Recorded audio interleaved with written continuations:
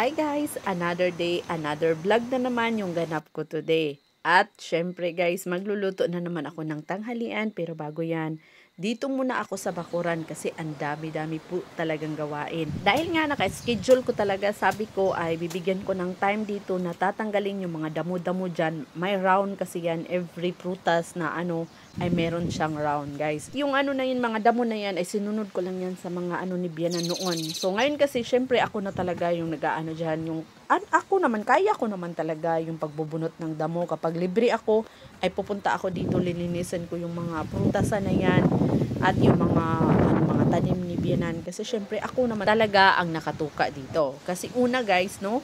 So dito talaga namin kinukuha yung mga prutas, mga pagkain. So ito naman yung kapalit nun. Dahil nga, syempre mahal po talaga ang magbayad kami ng isang tao na maglilinis dito. Per hour na po. Ngayon po ay tumataas na po sila, 15 euro per 1 hour or pataas pa nga yung iba. Sobrang napakamahal no, di ako na lang ang maglinis. Uy,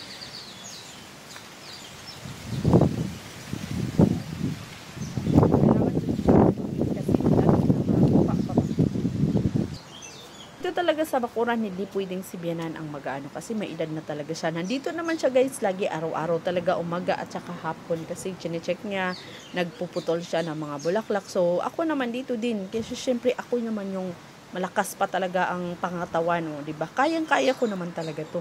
Pero alam na yan ni Bianan, kapag may time ako, maglilinis ako. Kapag wala naman, ayun. So, mayroon din namang time na nagpapahinga ako guys kasi wala naman akong amo. Kung gusto ko talagang mangguna, ay bibigyan ko ng time. Pero doon sa aking mga gulayan ay kailangan talaga nakapokus-pokus din guys. Pokus-pokus. Sa other part na naman, pero magluluto ako ng tanghalian. In 30 minutes, syempre, maghanda. So yan, nakapang tatlo. Ready. Grabe. Nakadalawa.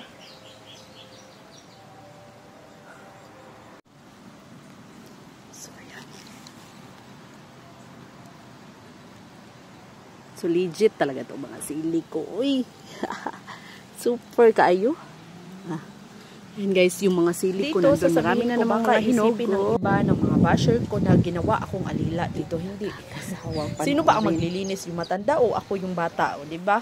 So, yung Bianan ko may edad na talaga at kami naman ang nakikinabang talaga dito sa bakuran. Maraming prutas, maraming makain talaga na galing sa bakuran na kailangan mo din bayaran yun. Yung paglilinis lang yung kailangan at pagdidilig lang yung ginagawa namin. At nagtutulungan naman kami ni Mr. kapag weekend. Andito po talaga siya guys.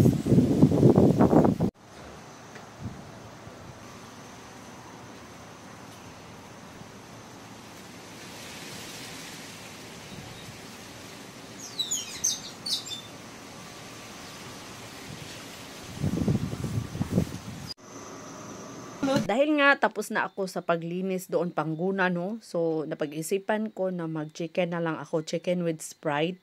So ayun, nilagyan ko na siya ng L'Oreal, tapos yung pamintang buo, tanglad kasi napakabango ba naman ng tanglad na to. At saka half liter lang pala yung ilalagay ko dito na guys wala na akong ilalagay na tubig. So ayan, onion, tapos of course yung soy sauce at saka oyster sauce. Yung Sprite is half liter lang. Soy sauce.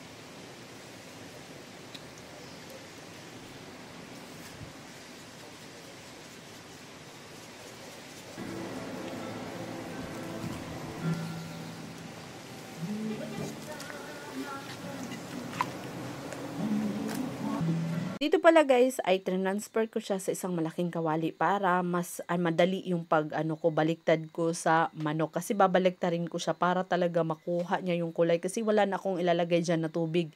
Yung Sprite na lang talaga at yung Sprite pa at saka yung soy sauce, oyster sauce. Yun lang. Isa lang. Ang dami dito. Nasa baba na sila. Ang dami. Grabe, buyag. Yun.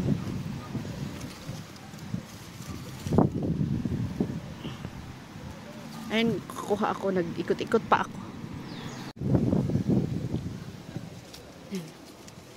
Wala ba pwede? Baka meron na.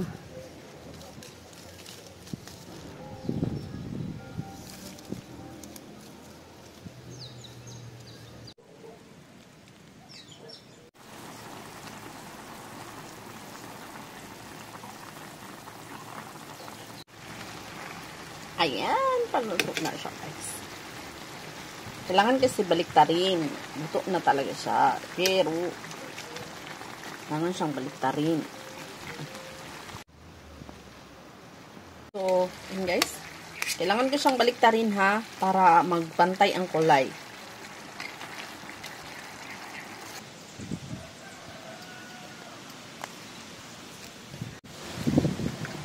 Guys, no?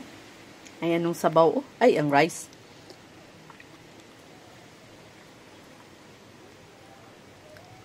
Ang manok. Kay sili.